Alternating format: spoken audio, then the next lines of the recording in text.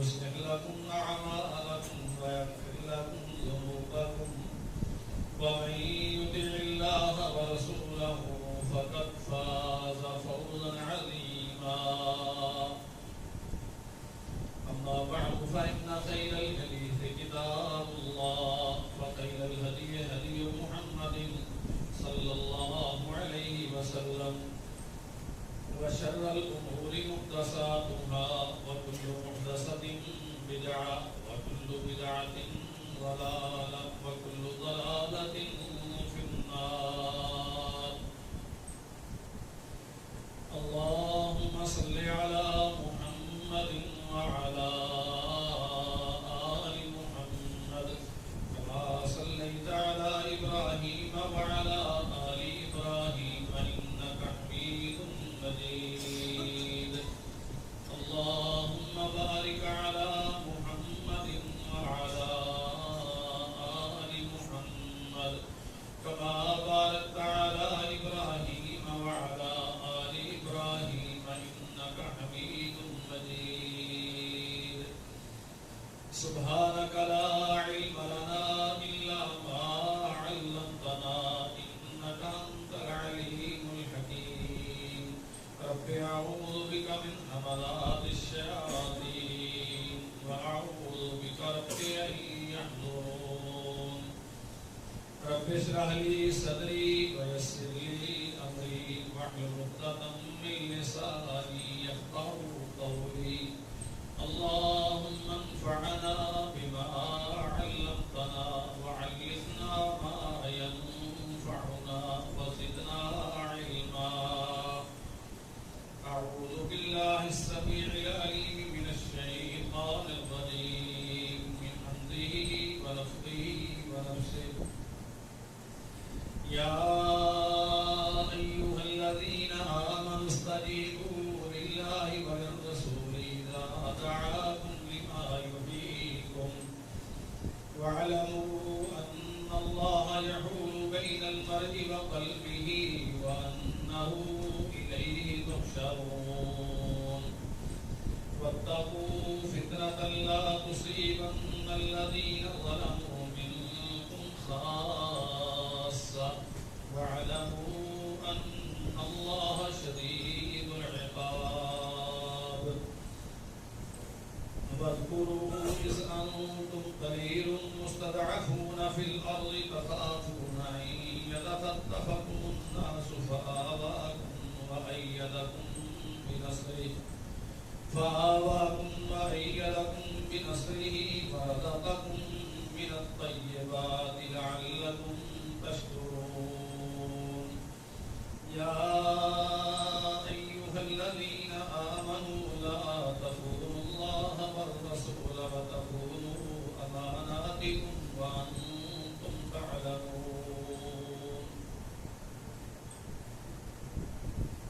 حمد والصلاة अल्लाह अहकमुल हाकिमीन के लिए दुरूद व सलाम सय्यदुल अंबिया जनाब मोहम्मद रसूलुल्लाह सल्लल्लाहु अलैहि वसल्लम की ज़ात गिरामी पर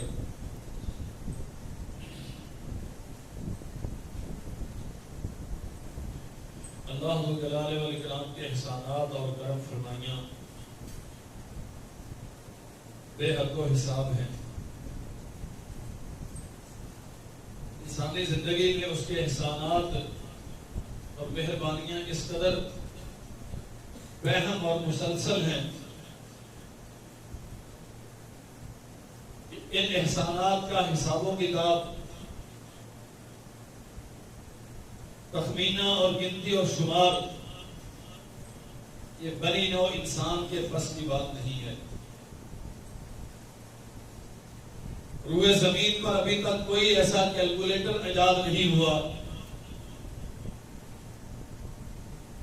और इंसानी दिमागों में सबको भी जमा कर लिया जाए तो ऐसी सलाहियत नहीं है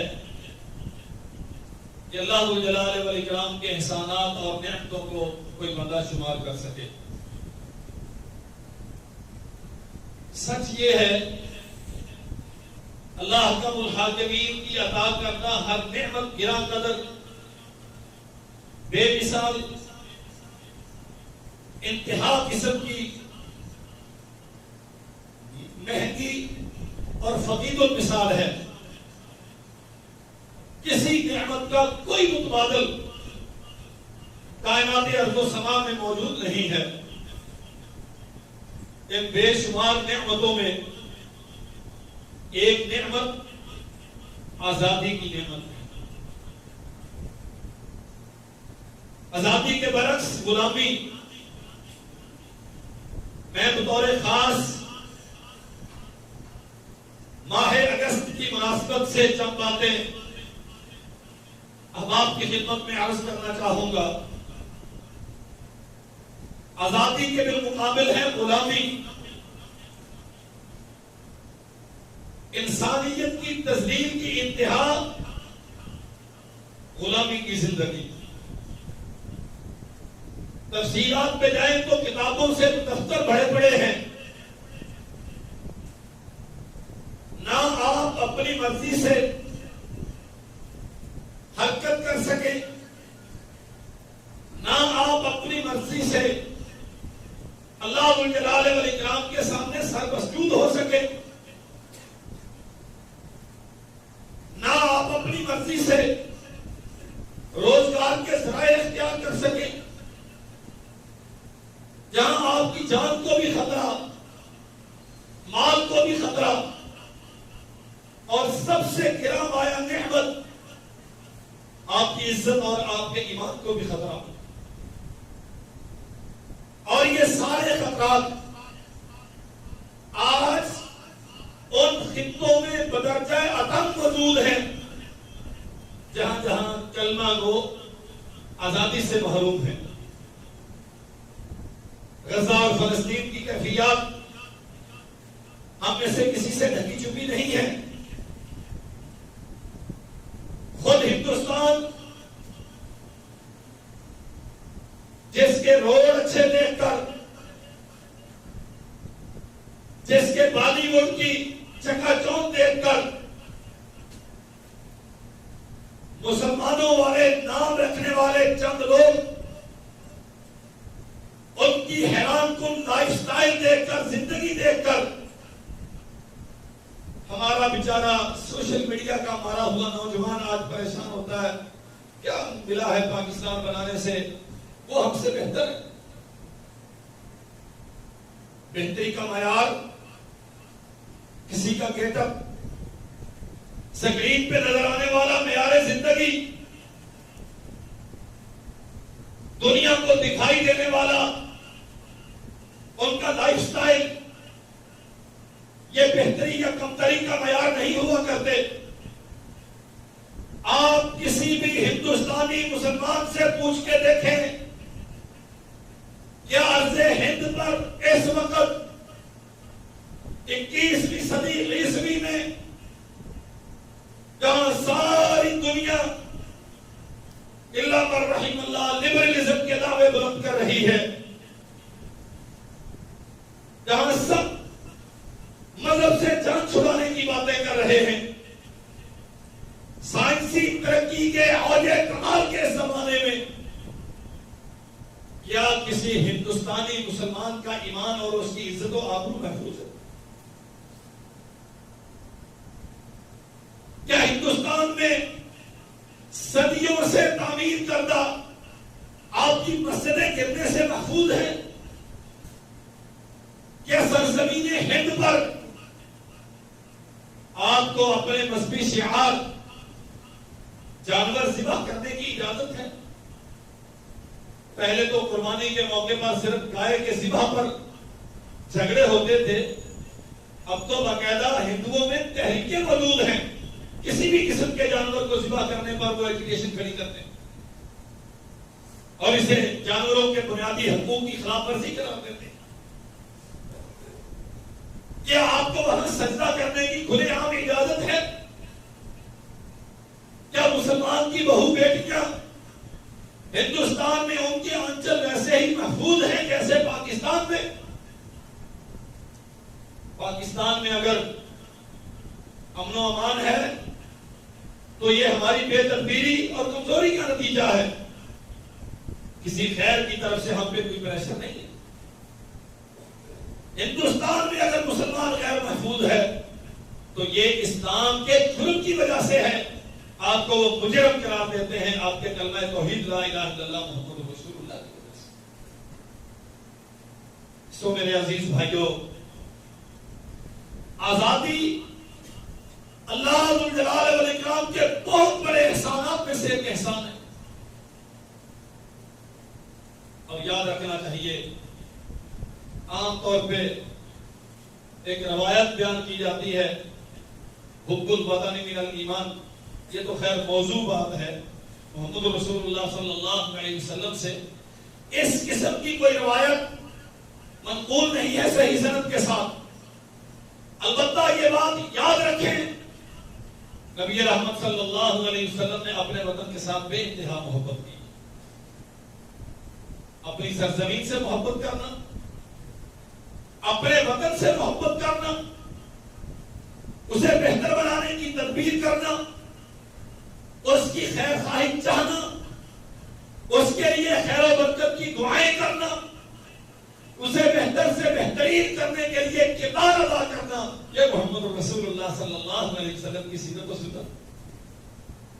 जब रात की तारीकी में मक्का से निकले, साफ तौर पे फरमाया, मेरे नजदीक इस सरजमीन से ज्यादा पसंदीदा जमीन हुए जमीन पे और कोई नहीं। लेकिन चूंकि ये लोग मुझे यहां रहने नहीं दे रहे, इसलिए यहां से जाने पर मजबूर। और जब सहाबा इकराम रिज़वानुल्लाह अलैहिम अजमाइन को मदीना मुनव्वरा में देखा कि वो मक्का के फिराक में बीमार पड़ गए, जनाब बिलाल रज़ी अल्लाह अन्हु, सैयदना अबू बकर सिद्दीक रज़ी अल्लाह अन्हु, ये एक अलग दिलगदाज दास्तान है।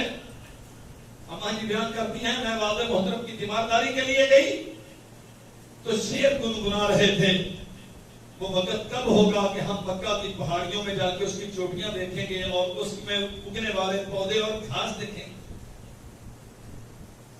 बीमार पड़ गए अपने वतन के फिराक में।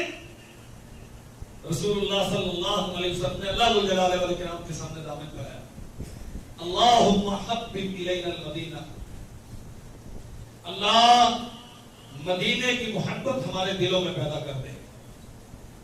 का हुब्बिना मक्का औ अशद्द मिन, जैसे मुहाजिरीन मक्का से मोहब्बत करते हैं, उससे भी डबल मोहब्बत मदीना की इनके दिलों में पैदा कर। और अल्लाह इसके बीमारियों को, इसके बुखार को, इसकी वबाओं को यहां से जोहफा की तरफ दूर ले जा, इस शहर को मुबारक बना दे। और अल्लाह जुल जलाल वल इकराम ने अपने नबी की दुआ ऐसी कबूल की, आज भी रूए जमीन के हर कोने में बसने वाला मुसलमान दुनिया में सबसे ज्यादा मदीना मुनव्वरा से मोहब्बत करता है। और रहने के एतबार से रूए जमीन पे मदीना से ज्यादा मुबारक जगह और कोई नहीं। हमारा मुद्दा सिर्फ ये है, मोहम्मद रसूलुल्लाह सल्लल्लाहु अलैहि वसल्लम ने आजादी की नेमत को अजीमुश्शान नेमत समझा और वतन की मोहब्बत को दुनिया के सामने अमलन पेश किया। हदीस में आता है और सहीह बुखारी में है, जब सफर पे जाते वापस लौटते मदीना मुनव्वरा के दरो दीवार पे निगाह पड़ती तो सवारी को एड़ लगा के तेज करते ताकि जल्दी अपने शहर में पहुंचे। सो मेरे अजीज भाइयों, मेरी पहली गुजारिश ये है, आजादी 78वां यौम आजादी अभी चंद दिन में कौन सेलिब्रेट करने जा रही है। मुख्तलिफ तहरीकों, तंजीमों, जमातों की तरफ से जश्न आजादी के नाम पे कोई हफ्ता सेलिब्रेट करेंगे, कोई 2 हफ्ते करेंगे, पूरा महीना ही तकरीबा चलती हैं।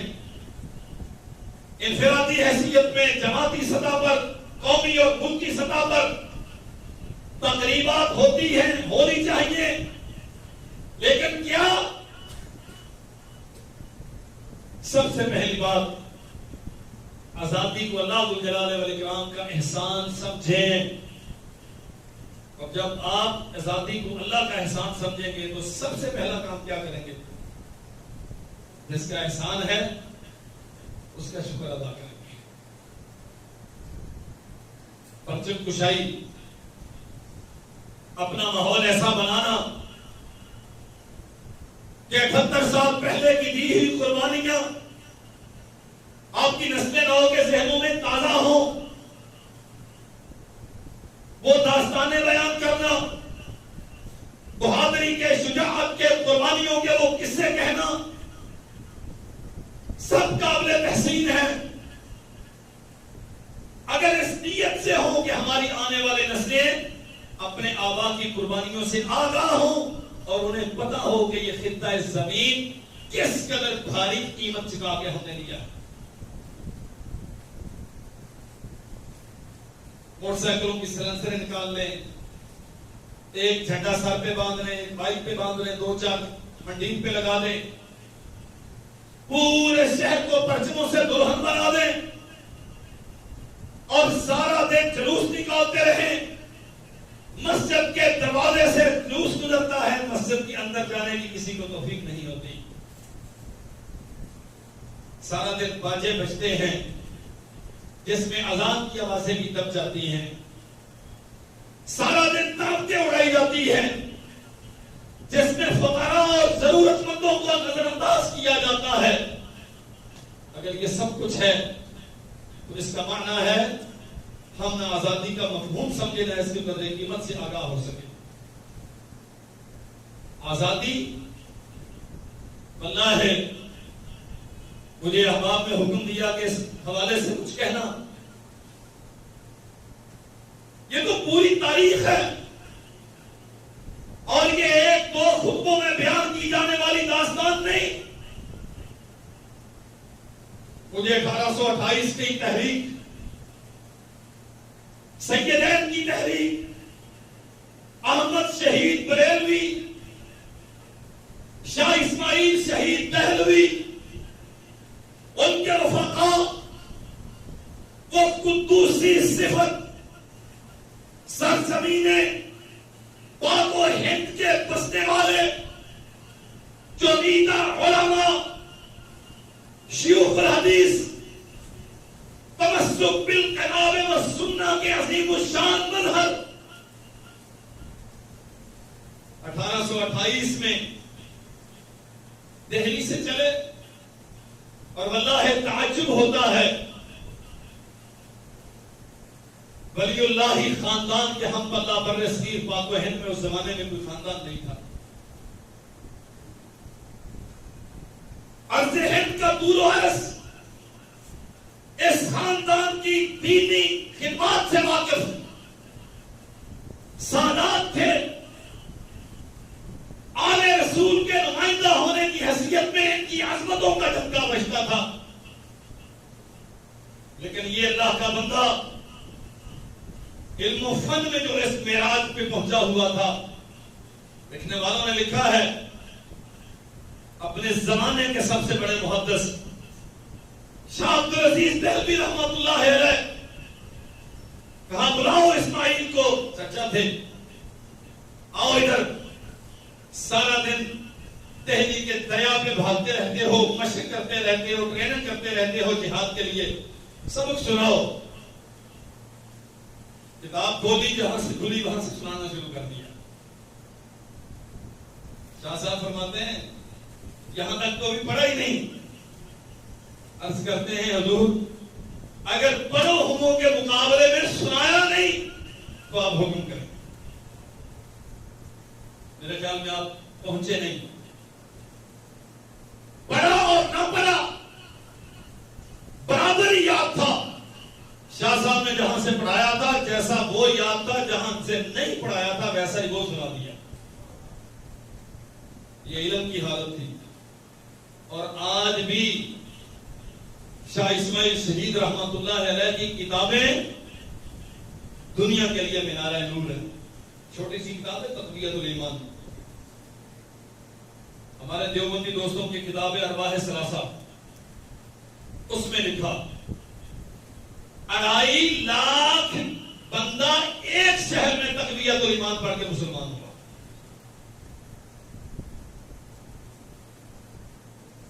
मैं हैरान होता हूं, शाह इस्माइल शहीद रहमतुल्लाह अलैह ने दिल्ली को छोड़ा क्यों और आपके मौजूदा केपी के पहाड़ों में आके बसेरा क्यों किया? सैयद अहमद बरेलवी, मौलाना वली मोहम्मद फल्ती, औलमा सादिकपुर, अजीमाबाद पटना के शयूखुल हदीस, थानेसर के नंबरदार अहमदुल्लाह अजीमाबादी, यहया अली सादतपुरी, कोई जज़ाइर अंडमान में, कोई अबूर शरियार दरियाए शोर, कोई काला पानियों की सजा याफ्ता, कोई हिंदुस्तान के तूल और अर्ज की जेल की काल कोठरियों में, कोई फंदों पे लटक रहा है। और कितना बड़ा कारवां था जो बालाकोट के मकाम पे 1831 में, फरवरी 1831 को शहीद किया गया। अल्लाह एक एक की दास्तान कहूं तो पूरा पूरा खुतबा चाहिए। बस इतनी बात है मेरे मुल्तान के भाइयों, इन पे गौर कीजिए। ये वतन जो आज आप जिसके वासी हैं, इसी वतन के पाने के लिए ये कुर्बानियां दी।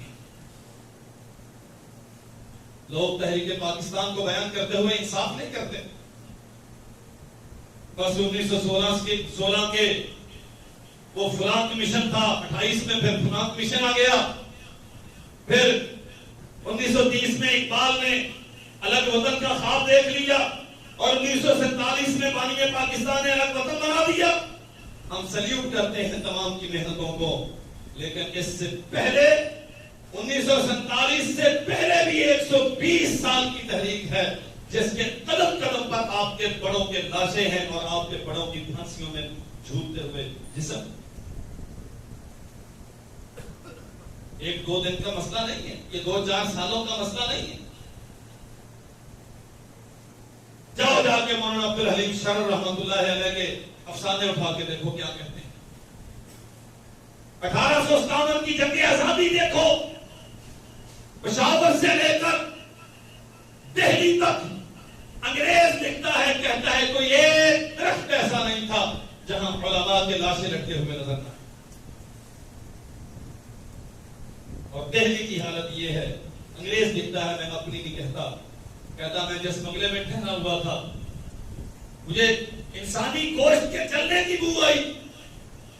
पीछे जाके देखा तो कोयलों का फर्श बिछा हुआ है और अहल हदीस से ताल्लुक रखने वाले 40 उलमा को उस फर्श पे लगाया गया और 40 की और टोलियां पीछे तैयार हैं। रोस्ट किया जा रहा है इन्हें कोयलों पर, एक के बाद दूसरी जमात, दूसरी के बाद तीसरी जमात, और 1-2 दिन नहीं, कितने हफ्ते दिल्ली की हिला मुताफर रही आपके बड़ों के गोश्त के गलने की वजह से। पाकिस्तान इतनी सस्ती नेमत नहीं। हम बड़ी जल्दी के साथ वेस्टर्न तर्ज जिंदगी देखकर फ्रांस की तरक्की की दास्तानें, कनाडा, अमेरिका, यूरोप,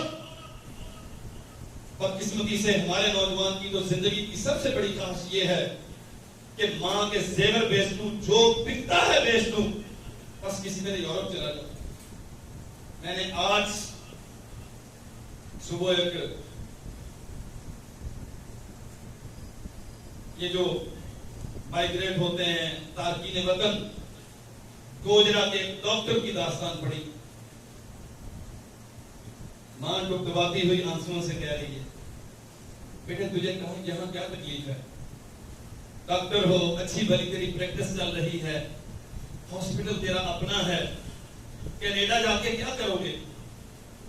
बीवी की डिमांड है, चूंकि उसके भाई है वहां, वो चाहती है कि बच्चों के मुस्तकबिल के लिए वहां चला जाए। वो 2 बच्चे, बीवी, कोई ब्रीफकेस लेके दरवाजे पे पहुंचा तो मां की सिसकी निकली, बेटे एक बार चेहरा और दिखा दो। वहां क्या हुआ, कभी कोई लौटा नहीं।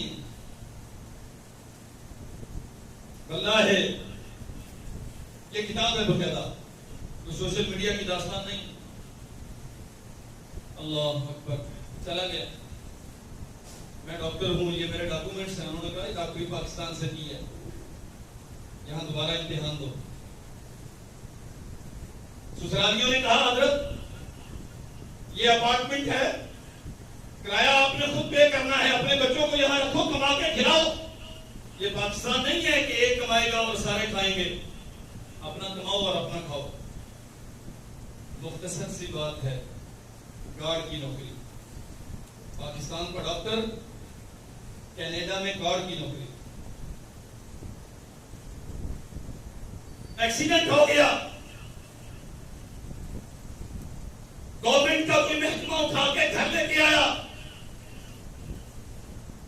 बच्चों ने कहा हम तो जैसे जैसे पहले गुजारा कर रहे हैं, इसे कहां संभालेंगे। इलाज हो गया, अब डॉक्टर साहब ने तैयारी करके वहां डॉक्टरी का इम्तिहान दिया, तो बच्चों की बेवफाई और खानदान की नारसाई की वजह से तैयारी अच्छे से ना हो सकी, इम्तिहान से फेल हो गया। अब वो डॉक्टर ट्रक ड्राइवर बना। अल्लाह की कसम बड़ी दुखी और लंबी कहानी। बिल आखिर ना गया, बेटी जवान है, अपने बॉयफ्रेंड के साथ मौज कर रही है, बच्चे जवान हैं, अपनी जिंदगी की राहें मुतय्यन कर चुके हैं, बीवी मौजूद है, अपने गुजर बसर का सामान ढूंढ चुकी है। बेटी को फोन किया, इस नाम का बंदा है, ये डॉक्यूमेंट्स है, फुला जगह पे हादसा हुआ है, मर गया। उसने कहा रॉन्ग नंबर, मैं इस नाम के किसी बंदे को नहीं जानता। बीवी को फोन किया, ये बंदा है, उसके कागजात में तेरा नंबर मिला है। उसने कहा वो तो उस दिन से मर गया था जब जिस दिन से हमें कमा के खिलाने से उसने इनकार किया। लावारिस करार देके किसी एनजीओ के तवस्सुत से उसे जमीन में गाड़ दिया गया। हजार खराबियों के बावजूद, इस्लाह के हजार इम्कानात के बावजूद, पाकिस्तान की जमीन ये बेवफाई नहीं करती अपने रहने वालों के साथ। यहां बदमाशों को भी हजारों लोग जनाजा पढ़ के दफन करते हैं, और यहां ऐसे खुशनसीब भी होते हैं सिर्फ इस वजह से कि वो हमारी मस्जिद का नमाजी था, सैकड़ों लोग उसके अकीदे के सही होने की गवाही देने के लिए अल्लाह की बारगाह में खड़े होते हैं। और हमने तो ऐसे फकीर मन से लोगों को भी देखा जिन्हें शायद मोहल्ले के बाहर दुनिया में जानता कोई नहीं था, लेकिन मरे तो सैकड़ों उलमा अल्लाह जुल जलाल वल इकराम की बारगाह में उसके लिए दुआ मग़फ़िरत के लिए खड़े हुए। मेरे भाइयों, सबसे पहली बात, पाकिस्तान अल्लाह की नेमतों में से एक नेमत है,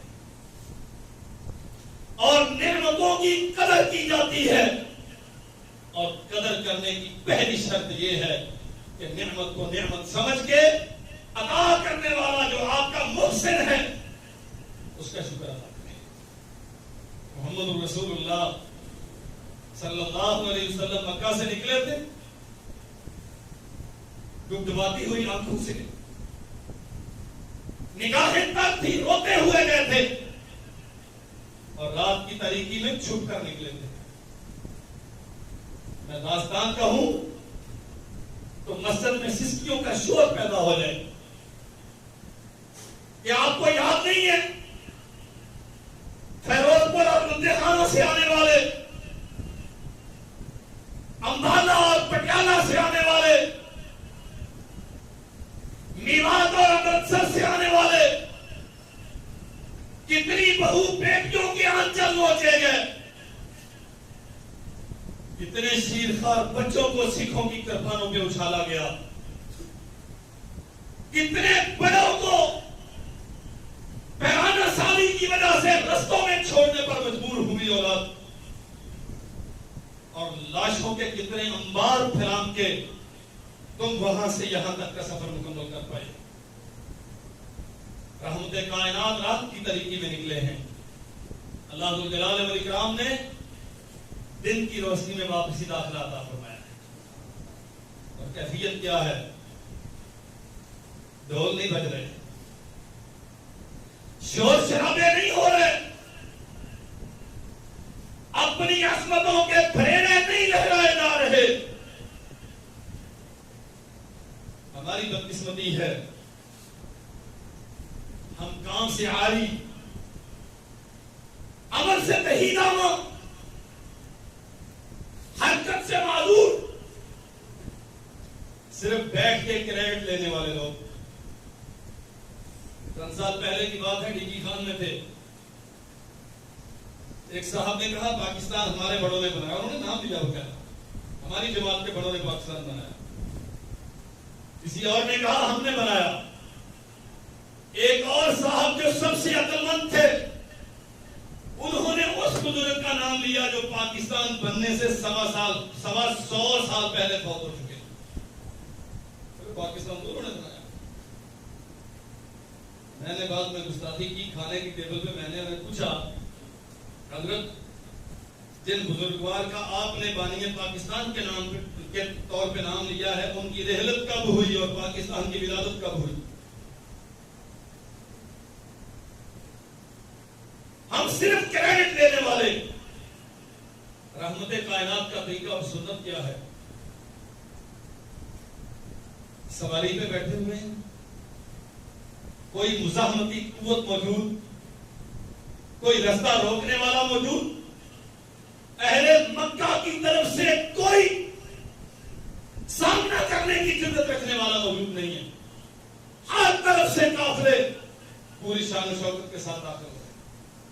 खालिद इब्न वलीद भी हैं, अमर इब्न आस भी हैं, उमर बिन खत्ताब भी हैं, अबू बकर सिद्दीक भी हैं। 10,000 का लश्कर जर्रार, फातिहीन मुजाहिदीन मदीना और मुजाहिदीन इस्लाम का। लेकिन सुल्तान उम्म जनाब मोहम्मद रसूलुल्लाह सल्लल्लाहु अलैहि वसल्लम ने किसी की नाम की अजमत के ना रहे, यह मसला समझो जरा। अबू सुफियान रज़ी अल्लाहु अन्हु ने कहा था, अभी कलमा नहीं पढ़ा था, दूर एक पहाड़ी की चोटी पे खड़े होके रहमत कायनात लश्कर में जलवा फरोख्त है, दूर इतना बड़ा लाओ लश्कर, इतना शान शौकत। सरदार ने कहा अब्बास, बेतकल्लुफ दोस्त भी हैं, करीबी रिश्तेदार भी हैं, अब्बास तेरा भतीजा तो बड़ा बादशाह बन गया। इस्लाम की तरबियत क्या है? फरमाया अबू सुफियान, ये शान शौकत बादशाहत की नहीं है, ये जलाल नबूवत का है। बादशाहत होती तो क्रेडिट मोहम्मद रसूलुल्लाह को होता, नबूवत तो वह भी है, निस्बत अल्लाह के रहमत की तरफ है। खुद रसूलुल्लाह सल्लल्लाहु अलैहि वसल्लम की सुन्नत क्या? सवारी पे सवार है, फातिहाना शान के साथ मक्का मुकर्रमा में दाखिल हो रहे हैं। वो एक एक दुख जो अहले मक्का ने ढाया था याद आता है। उम्मे जमील ने कांटे पांव के नीचे बिछाए थे, अबू जहल ने नेजा मारा था, अबू लहब ने गालियां दी थी,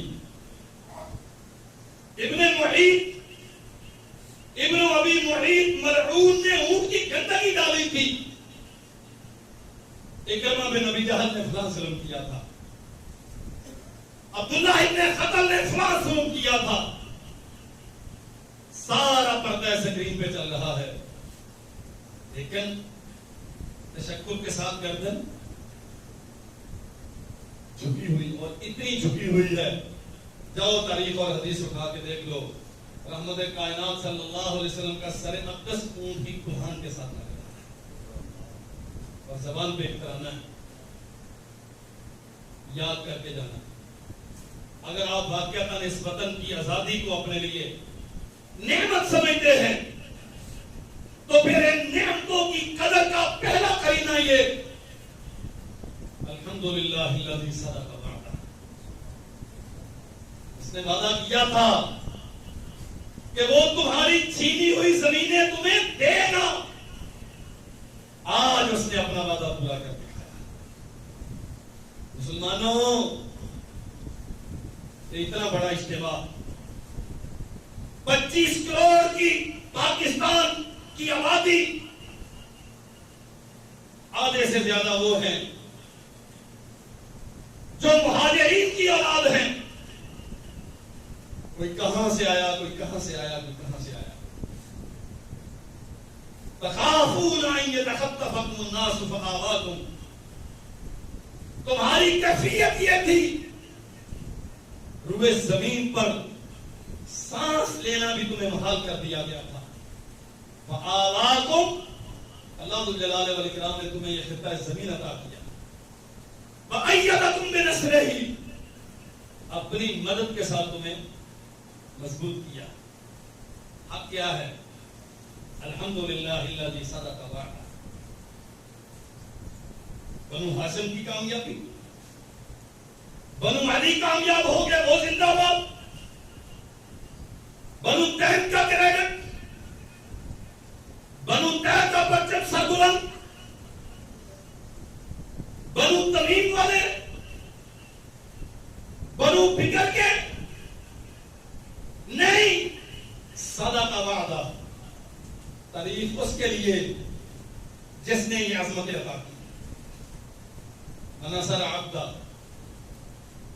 और मदद तो उसने की। हमारे यहां जब ये सेलिब्रेशन होती, तकरीबात होती, बानी पाकिस्तान की बहादुर और शुजाअत और उनके तदब्बुर को खराज तहसीन पेश किया जाता है, किया जाना चाहिए। अपने मुहसिनीन के एहसानात का तज़किरा होना चाहिए। अपने सियासी लीडरों की कुर्बानियां, सब कुछ होता है, होना चाहिए, लेकिन बदकिस्मती से जो सबसे पहले होना चाहिए वो नहीं होता। मोहम्मद रसूलुल्लाह सल्लल्लाहु अलैहि वसल्लम ने तो सिर्फ एक ही काम किया, अल्हम्दुलिल्लाहिल्लज़ी सदक़ वअदा। काबिल तारीफ वो है जिसने अपने वादे पूरे कर दिए। वनसर अब्दा, हमें ये हिम्मत और तौफीक बख्शी कि हम इस वतन की आजादी के लिए बुरुएकार आए। वहज़म अल अहज़ाब वहदा, अगर सिर्फ इतना कह देते ना वहज़म अल अहज़ाब, तो जुमला तब भी पूरा था, माना फिर भी अदा हो जाता। उसने लश्करों की मदद की, लेकिन आपने ताकीदन फरमाया उस अकेले ने ही लश्करों की मदद। मुल्तान वाले मेरे भाइयों, ये अकीदे का मसला है। हमारे यहां बीमारी क्या है? अब सारे मुल्क को लूटने पे लगे हुए हैं, और जब इसकी तासीस और तमीर की बात आती है तो कहते हैं हमारे बड़ों ने बनाया था। जो तब कहते थे ना कि हम पाकिस्तान बनाने के गुनाह में शरीक नहीं, जो तब ये कहते थे कि पाकिस्तान बनाना इस्लाम के मिजाज के खिलाफ है, आज वो भी कहते हैं कि पाकिस्तान हमारे बड़ों ने बनाया। रसूलुल्लाह सल्लल्लाहु अलैहि वसल्लम ने क्या फरमाया? वहज़म अल अहज़ाब वहदा, ये बादल के लश्कर जितने हैं उस अकेले ने ही शिकस्त दी है, इसमें हमारा कोई कमाल नहीं। किसी एक को निशाने इम्तियाज से सरफराज, किसी एक को तमगा जुर्रत और बसारत नहीं दिया, किसी को निशाने हैदर और बहादुरी का मेडल नहीं पहनाया गया। सारे जन्नती हैं इंशाअल्लाह असहाबे बदर, सारे जन्नती हैं असहाबे फतह मक्का। हमारा ईमान है इस बात पे। लेकिन मोहम्मद रसूलुल्लाह सल्लल्लाहु अलैहि वसल्लम ने अल्लाह जुल जलाल वल इकराम का शुक्र अदा करके पाकिस्तानियों को समझाया है, जब वतन की आजादी सेलिब्रेट करो तो तुम्हारा सर सारा दिन सजदे से नहीं उठना चाहिए। और वक्त मुकम्मल हो गया, बाकी इंशाअल्लाह अगले खुतबे में अर्ज करेंगे। सिर्फ एक बात याद रखो, रसूलुल्लाह सल्लल्लाहु अलैहि वसल्लम ने वहज़म अल अहज़ाब वहदहू कहकर उम्मत के अकीदे की इस्लाह की है। खैर और बरकत मेरी जिम्मेदारी सिर्फ कोशिश करना है। फतह और शिकस्त के फैसले हमेशा आसमान से होते हैं, इसलिए क्रेडिट लेने से कुछ नहीं बनता, दास्तानें सुनाने से और किससे कहने से कुछ नहीं बनता। अगर तुम वाकयातन इस वतन के साथ मुखलस हो तो फिर अपना अकीदा खालिस करो और क्रेडिट की निस्बतें सारी अल्लाह की तरफ करके अपने रब के सामने झुकने का सलीका सीखो। और दूसरा काम जो रसूलुल्लाह सल्लल्लाहु अलैहि वसल्लम ने बैतुल्लाह की आजादी के बाद, मक्का मुकर्रमा की आजादी के बाद किया था, वो अल्लाह के घर को बुतों से बात करना था। इंशाअल्लाह इस पे अल्लाह बात करेंगे।